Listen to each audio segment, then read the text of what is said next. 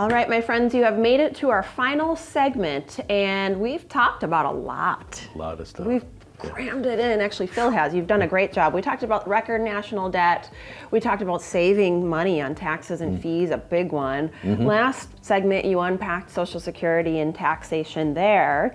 Let's talk about, I have good news, bad news scenario for you here. The bad news is we're going to talk about how bad the stock market was in 2022. The good news is we have an expert on hand who can help us with this, really understand it, and then figure out what to do about it. So Phil, how bad was it? Okay, so according to Morningstar, you know, the basic S&P 500 index was down under 20%, it was like 19 something for the year. So that'd be the S&P. The NASDAQ, the tech heavy, you know, was more like 34% for the year. Okay, so maybe average 25% for the year. You know, that's a big haircut. As we say, we call them haircuts because it sounds better, right, than a loss.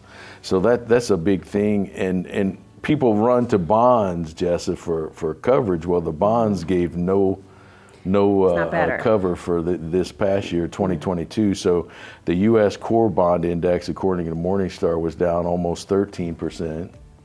So it's like, well, I put my money in bonds. Well, that was down 13%. And then, you know, the corporate, now that was the largest in history. The worst. Largest, basically. The worst downturn in history. And the U.S. corporate bond index was down 15.7.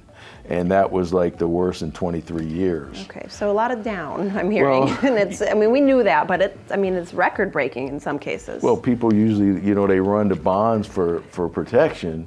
They didn't get it. No, they did not. So, you know, that should be a lesson that bonds won't provide the protection. So if we're doing the bear and the bull IRA strategy, we wouldn't want to use bonds for that, I would say.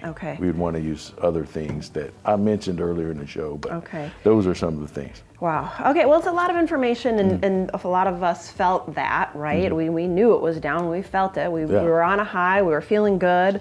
Now we're not feeling so great. So how do you position this with clients? I know a lot of viewers will say, I've talked to my financial advisor, they said, you know what, we got to ride this out. Ride it out. And it'll bounce back. What do you say to that? I would say that history tends to repeat itself. And, you know, historically in a bear market situation, the S&P 500 index goes down about 35%. So if it went down 20% last year, and normally it goes down 35%, I would be prepared for the worst and hope for the best. So if there's a freight train coming, my mama didn't raise no fool, I'm not standing on the tracks. So that just hang in there. When we talk about the worst in history, we talk about the worst in 23 years, that just hang around, you know, maybe we can make some changes now, lower fees and expenses, taxes, not take that extra leg down in the market, okay, if it's potentially coming, so we can rearrange some things and be ready for when the sun comes out. Right, and hopefully it will. And it will eventually. Yeah, eventually. I think it's a good idea, you know, to get a second opinion, especially if that is the advice you're getting, is to just ride it out. If you're having surgery, you would get a second opinion. This is your money, so this is your life savings and your retirement. Well, my team and myself, you know, we do this every day. We look over people's finances, their statements. We look for savings. We have our revolutionary wealth review. The team is experienced. They do this day in and day out. We want to look at ways that we can position you no matter what the market is doing, because we can't control that.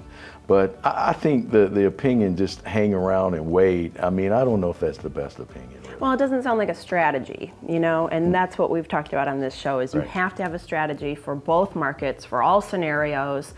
And the stock market picture hurt big time last year. But what doesn't hurt is getting a complimentary second opinion, because there isn't any obligation. It's a great time to do it. Give Rachel a call. She will get you set up with a revolutionary wealth review. And I cannot believe it, Phil, but we're done. That's the end of our show. Too fast. We'll do this again. All right. We'll see you next time. Bye.